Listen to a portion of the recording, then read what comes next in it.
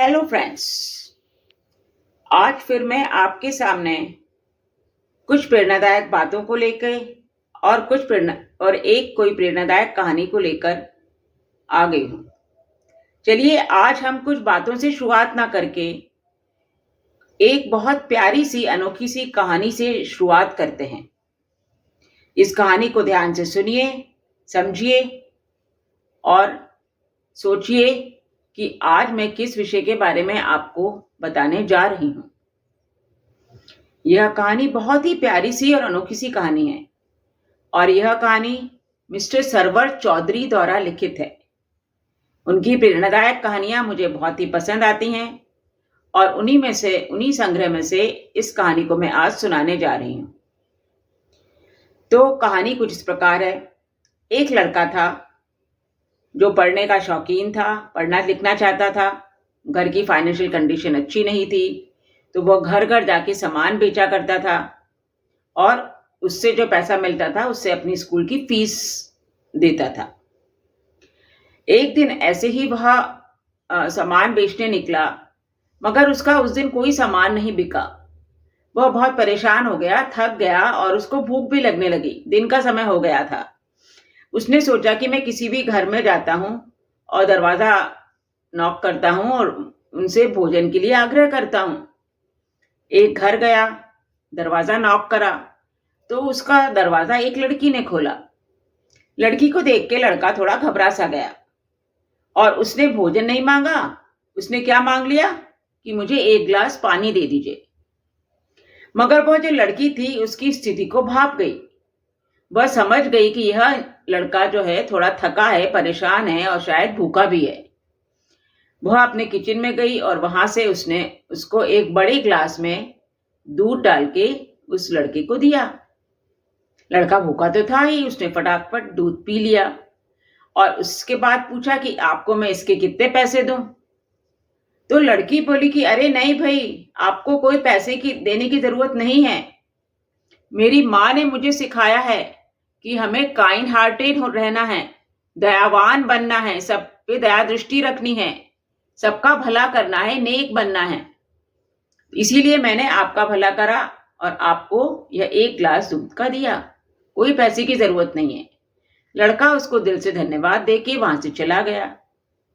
मगर वहां से निकलने के बाद उसको लगा कि उसके अंदर कोई अंदरूनी शक्ति आ गई है। शारीरिक शक्ति तो उसको आ ही गई थी कुछ दूध पी के, मगर उसको मानसिक बल भी प्राप्त हुआ और भावनात्मक भी। वह सोचने लगा कि भगवान हैं जो हमारी मदद करते हैं। भगवान पे उसका भरोसा बढ़ गया और मनुष्यों पे भी उसका भरोसा बढ़ गया कि अभी भी अच्छे इंसान हैं जो भला करते हैं, मदद करते हैं।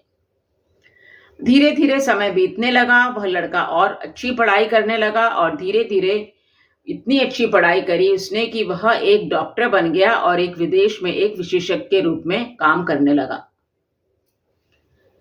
अब इधर क्या हुआ, काफी समय बीत गया, कुछ साल बीत गए। जो लड़की थी जिसने इसको दूध का ग्लास दिया था वह बीमार पड़ गई, बहुत सीरियस हो गई। तो वहां के जो कस्बे के लोकल डॉक्टर्स थे, इन्होंने उसको बड़े हॉस्पिटल में एडमिट करवा दिया। मगर उनको लगा कि नहीं, इसकी जो बीमारी है ऐसे ठीक नहीं हो पाएगी। किसी विदेश से किसी विशेषज्ञ को बुलाया जाए, किसी डॉक्टर को बुलाया जाए, किसी स्पेशलिस्ट को बुलाया जाए। खैर डॉक्टर को बुलाया गया और एक स्पेशलिस्ट डॉक्टर विदेश से आया। अब डॉक्टर को बताया गया कि इस कस्बे में यह लड़की रहती है और इसका आपको ट्रीटमेंट करना है। तो उस कस्बे का नाम सुन के ही डॉक्टर की आंखों में चमक आ गई। वो फटाफट अपनी सीट से उठे और जाकर उन्होंने उस लड़की को देखा जो कि उस समय आराम कर रही थी। वो पहचान गए कि यह तो वही लड़की है जिसने उन्हें सालों पहले एक दूध का ग्लास दिया था, भूखे रहने पर और थके रहने पर। तो उसने कहा, चाहे अब जमीन आसमान एक हो जाए, मुझको तो इसकी जान बचानी ही है हर हाल में। और मेहनत और लगन रंग लाई और डॉक्टर ने उस लड़की की जान बचाई। लड़की तो बच गई। अब उस लड़की को हॉस्पिटल का बिल भी चुकाना था। डॉक्टर जो विशेषज्ञ आए थे वह ऑफिस गए उस हॉस्पिटल के। और वहां पे अपने सहयोगी के साथ मिलके उन्होंने हॉस्पिटल का बिल बनाया, मतलब बिल बनाने में मदद करी। और इसके साथ ही उन्होंने एक कागज पर एक नोट लिख के उसी बिल के साथ रख दिया और वह लिफाफे में रख दिया। खैर वह बिल उस लड़की के पास तक पहुंचा दिया गया। लड़की ने जैसे ही वह लिफाफा देखा बिल का, वह समझ गई कि यह तो हॉस्पिटल का बिल है। उसने कहा, डॉक्टर ने भले ही मेरी जान बचा ली है, पर यह हॉस्पिटल का बिल तो मेरी जान ले ही लेगा। अब मैं क्या करूं? उसने क्या लिफाफा खोला, बिल पढ़ा, मगर उसकी नजर एकदम उस नोट पे पड़ गई जो एक कागज पे स्पेशलिस्ट डॉक्टर ने लिखा था। उस पे क्या लिखा था कि 1 ग्लास दूध के द्वारा इस बिल का भुगतान कर दिया गया है। वह लड़की समझ गई कि यह वही लड़का है जिसको उसने सालों पहले 1 ग्लास दूध दिया था और उन्होंने ही मेरे बिल का भुगतान करा है। उसने अपने दोनों हाथ ऊपर उठाए और ईश्वर को बहुत बहुत धन्यवाद दिया कि ईश्वर आपको बहुत बहुत धन्यवाद। आपका प्यार लोगों के दिलों में और हाथों में पहुंच गया है और उनके द्वारा वह मदद कर रहे हैं। मतलब आपका प्यार मनुष्य के दिलों और हाथों के द्वारा ना जाने कहां कहां पहुंच गया है। तो उसने ईश्वर को धन्यवाद दिया। बस फ्रेंड्स, कहानी यहीं पे अंत होती है, क्योंकि वह लड़की बच गई, डॉक्टर ने उसे बचा लिया। मतलब क्या हुआ इस कहानी का? आप इस कहानी से क्या समझे? हम यह तो समझ ही गए होंगे कि इस कहानी का से ये हमें विषय मालूम पड़ जाता है कि यदि हम किसी का भला करेंगे तो हमारा भी भला ही होगा। हम बुरा करेंगे तो हमारा बुरा होगा, भला करेंगे, भलाई कहीं भी खाली नहीं जाती है। तो उस लड़की ने चाहे छोटा सा ही उपकार था, छोटा सा ही भलाई का कार्य था, करा ना, मगर देखो उस लड़की की जान बच गई इसके, और उसको पैसे भी नहीं देने पड़े, बिल का भुगतान भी हो गया। तो आप यदि भला करोगे तो आपका भी भला कभी ना कभी होगा। ईश्वर पर विश्वास करो, लोगों पर विश्वास करो। सो फ्रेंड्स, इस कहानी से हम क्या सीख ले पाते हैं कि हमें हमेशा दूसरों की भलाई करते रहना चाहिए, चाहे वह छोटी सी भलाई हो, चाहे वह बहुत बड़ा कार्य हो भलाई करने का, मगर हमें नेकी हमेशा करना है। नेकी कर दरिया में डाल। नेकी करो, भला करो और भूल जाओ, मदद करते रहो। पर क्या हम ऐसा कर पाते हैं? हम शायद ऐसा नहीं कर पाते। हमारी विचारधारा क्या इतनी ब्रॉड माइंडेड होती है? हमारे विचारों का क्षेत्र क्या बहुत विस्तृत होता है? बहुत हम विस्तार से उसको, अपने विचारों को फैला पाते हैं? नहीं, हमारा विचारों का क्षेत्र तो नैरो माइंडेड होता है, सीमित होता है, ब्रॉड माइंडेड बिल्कुल नहीं होता। क्यों? क्योंकि हम अपने घर परिवार तक ही सीमित रहते हैं। मैं, मेरा घर, मेरी पोजीशन, मेरा पावर, मेरा पैसा, मेरी कार, मेरा बंगला, मेरे परिवार के सदस्य, वो सब कंफर्टेबल हैं कि नहीं, उनको कोई सुख दुख है तो नहीं, सब उनके सुख दुख का, आराम का ध्यान रखना, कोई परेशानी तो है नहीं। और इन सबको दूर करने का हम भरसक प्रयत्न करते रहते हैं, जी तोड़ मेहनत करते रहते हैं, सिर्फ अपने परिवार की। बाहर झांकने की कोशिश नहीं करते कि परिवार के बाहर भी ऐसे लोग हैं, अजनबी हैं, आउटसाइडर्स हैं, ऐसे पड़ोसी हैं जिनको जरूरतमंद हैं, जिनकी हम मदद कर सकते हैं, उनकी परेशानियों को दूर कर सकते हैं। भले ही वो फाइनेंशियल हेल्प हो, चाहे भावनात्मक हेल्प हो, चाहे फिजिकल हेल्प हो, चाहे मेंटल हेल्प हो, हर तरह की हेल्प हम दे सकते हैं, मगर हम देते नहीं हैं।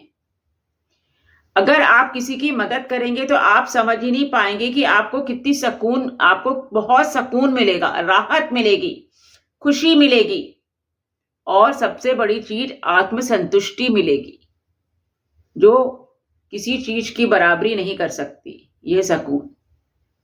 और जिस व्यक्ति की आप मदद करेंगे, जिसका भला करेंगे, वह आपको ढेरों आशीष देगा, आशीर्वाद देगा, दुआएं देगा, प्यार देगा। और इससे क्या होगा? आपका जीवन संभल जाएगा, संवर जाएगा, खुशनुमा हो जाएगा, सुखद हो जाएगा। मगर हम ऐसा कर नहीं पाते। हम तो हो जाते हैं self centred, selfish, narrow minded, एक कुएं की मेंढक की तरह हो जाते हैं। कि एक कुएं का मेंढक क्या होता है? कुएं को ही अपना घर संसार मानता है, उसी में खुश रहता है। हम तो इस नहीं है ना कुएं के मेंढक। हमें ऐसे नैरो माइंडेड नहीं बनना है।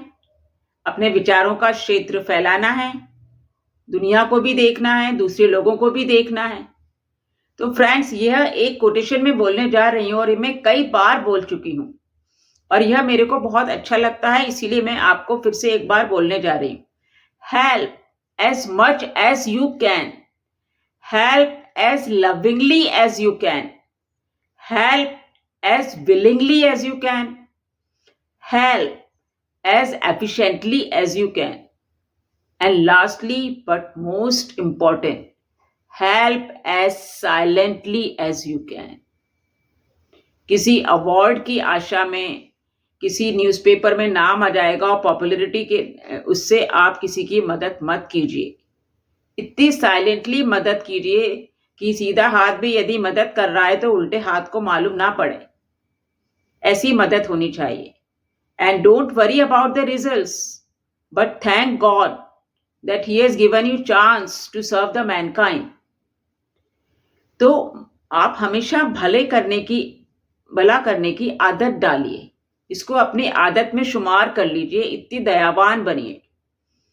कहानी में भी उस लड़की ने देखिए एक छोटी सी भलाई का काम किया था, मगर उसको किस रूप में उसकी भलाई पलट कर आई।